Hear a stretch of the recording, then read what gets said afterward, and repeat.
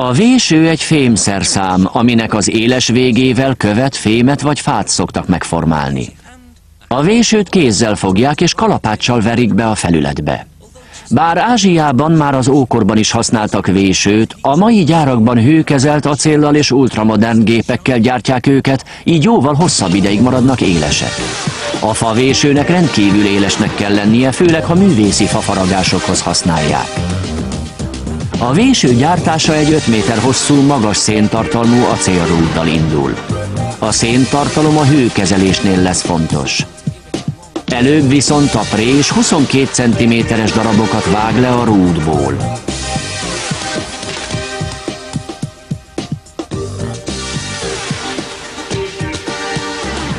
A rudak egy indukciós hevítőberendezésbe kerülnek, amiben 6 másodperc alatt a mágneses mező 1300 Celsius fokra hevíti a rudakat.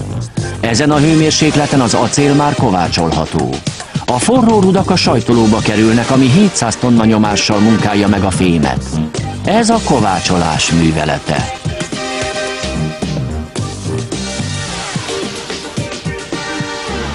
A sajtolószerszám 60 000 darabot tud megmunkálni, mielőtt javításra szorulna. A kisajtolt darabok a sorjázó présbe kerülnek, amely a véső pontos formáját alakítja ki, egyik oldalon a késsel, másikon pedig a szárral.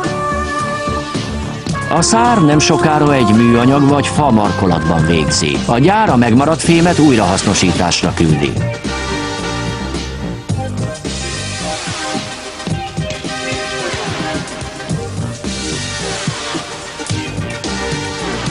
A vésők órákig hűlnek, majd egy újabb indukciós hevítőn vezetik át őket. Ebben már 2 tekercs található.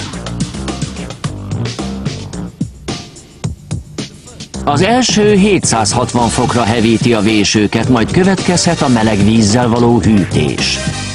Ezt a hirtelen hűtést nevezik az acél edzésének. A véső ettől keményedik meg, és ettől lesz még sokáig éles. A következő tekercs 370 fokra hevíti a vésőket. Ez a lépés a hőkezelés, ami feloldja a fémben az edzés közben keletkezett feszültséget. A rugós szorítók most elengedik a vésőket, amik egy tartóba esnek és egy napig hűlnek.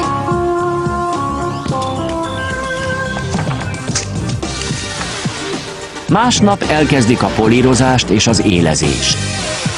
Fontos, hogy eltüntessék a hőkezeléskor keletkezett felületi foltokat. A kés és szár közötti részt polírozni kell, ezért a vésőket befogószerszámokra helyezik, és egy durva csiszolópapírhoz érintve nagy sebességen forgatják őket.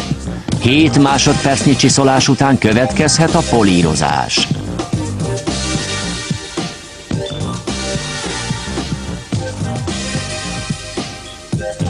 Az erős mágnes egy kör alakú asztalon rögzíti a vésőket.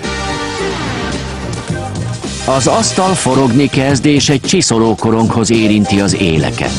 A fémet folyamatosan hűtik, és közben rozsdaálló vegyszerrel kezelik az acélt. A polírozás 20 másodpercet vesz igénybe.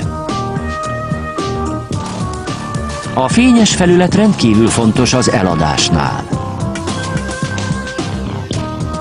Az élezéshez a vésőket egy másik gépbe helyezik. Ez fel alá mozgatja és hozzáérinti őket a köszörű koronghoz. 5 perc múlva a véső már borotva éles.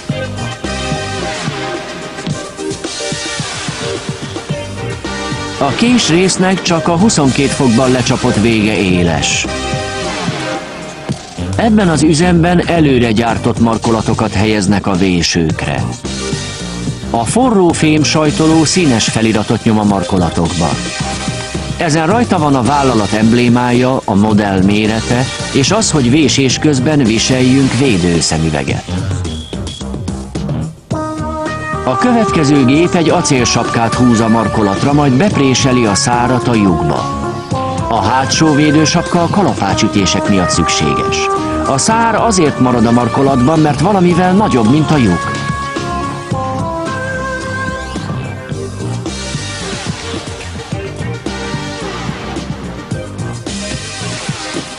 A készszerszámok végül lekerülnek a gépsorról. Remélhetőleg sikerült eszünkbe vésnünk a gyártás folyamatát.